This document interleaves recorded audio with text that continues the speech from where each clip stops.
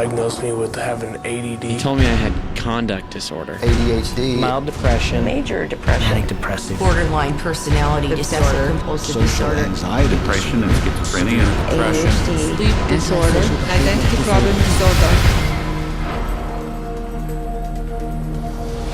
There's no such thing as mental disorder. A mental disorder is whatever someone says it is, and if the person saying this is a mental disorder has enough power and influence, then people believe, oh, that's a mental disorder. But you can't have power or influence without credibility. So psychiatry manufactures its own. It's based on a grab bag of checklists for disorders that are published in a book called the DSM, which is the Diagnostic and Statistical Manual. There are no statistics in this book, by the way. That just makes it sound more scientific. They create this cluster of disease, and they get together and they vote. Is this a disease? All in favor say aye. It's marketed as a scientifically based document. Now, the American Psychiatric Association, which publishes the DSM, do a lot of work to create an aura of scientific precision around the DSM, but it's not scientifically based. Since the first edition of the DSM, the number of mental disorders voted into psychiatry's diagnostic manual has grown to 374. And with each new disorder, psychiatrists create yet another way to defraud the public. If you have 27 ways to bill in the DSM, that's 27 ways to bill.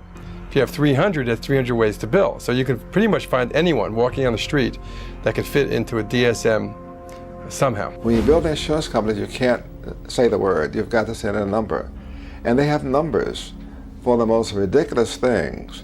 You know, like arguing with your mother or peeing in the bed. Adolescent rebellion disorder is an official psychiatric diagnosis. Arithmetic learning disorder is an official psychiatric diagnosis. General anxiety disorder is a recent diagnosis. For each one, there is a 5-digit code with a decimal point.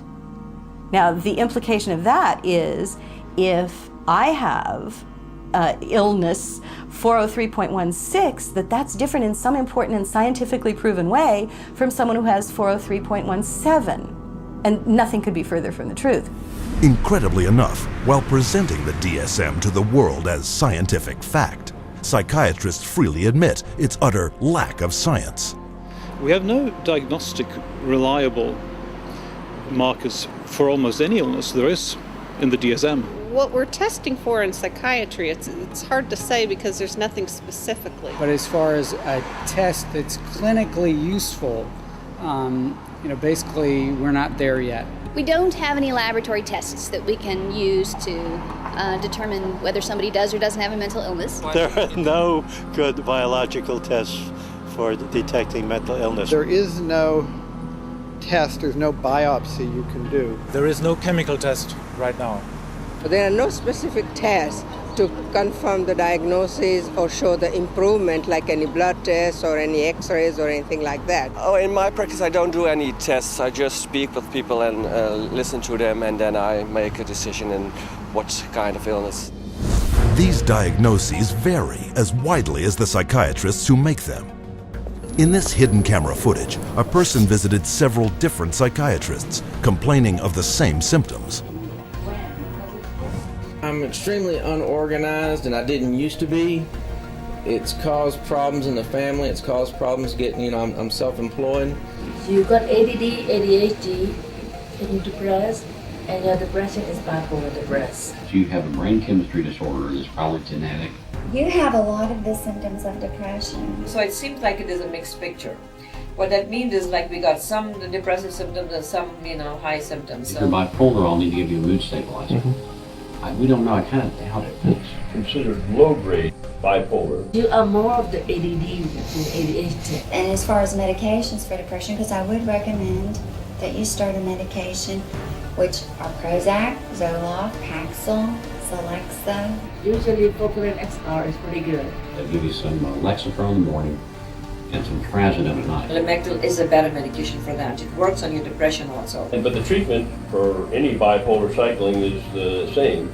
The lithium, Remeron is another one. trazodone, Tegretol, Lipigood, Wellbutrin, Lexapro, lamictal, Equatroid, Depakote, lithium. Ambien. You may need an antidepressant also with your Lamictal. We don't know if I give you a medication if it is going to work or not. To a certain degree, it's trial and error. You never know if it's the right drug. How many people have I cured? Well, there are no real cures right now in psychiatry. I have cured none of my patients. We're always challenged by our lack of knowledge. I mean, in fact, we don't know what the causes of mental illness are. Most mental illnesses, we do not know the cause. Of course, it would be nice to know exact reasons of disorders, but maybe in the future. I'm the Director of Research at the American Psychiatric Association. We don't know the etiology of really any of the mental disorders at the present time. DSM-5 is coming out. It's grown to 10 times its original size, and it labels everybody. I could find 5 diagnoses that would fit you or anybody else. Compare this to the research methods of pathology, a real science that discovers real diseases using a wide variety of precise diagnostic tests. We do millions of laboratory tests as well as the structural examination and the microscopic examination. It's a whole series of applied scientific procedures. In the case of psychiatry, there isn't any laboratory tool that can precisely identify a psychiatric disease and allow it to be classified. It's not as if there's some study of tissue or some study of the body or some study of matter. These are all categories which are made up. They're simply made up. They don't exist in nature. They're decided upon by psychiatrists and voted on. Psychiatrists are not the only ones who benefit from the DSM. Wherever you find a psychiatric diagnosis, you'll find a psychiatric drug. The pharmaceutical corporations now contribute enormous sums of money for the education of psychiatric residents and for the support of research by their professors, so that psychiatry today has become in America, has become very largely learning of which drug to use with which disease or disorder. We need to make sure that we understand the very close interactions among the American Psychiatric Association with its DSM, the pharmaceutical companies, who love the fact that every time there's a new edition of the DSM, there are dozens more categories in there, and so more conditions for the drug companies to say, oh, we've got a pill for that. In 2006, a study revealed that 56% of all psychiatrists deciding what disorders to list in the next DSM had financial ties to at least one drug company. Today, we see the consequences. A barrage of drugs, each one targeted at an invented disorder that is backed by an arbitrary diagnosis found in the DSM. The fact that it is couched in the language of science without necessarily having any of the scientific data or underpinnings to justify it is as threatening as anything we've seen today.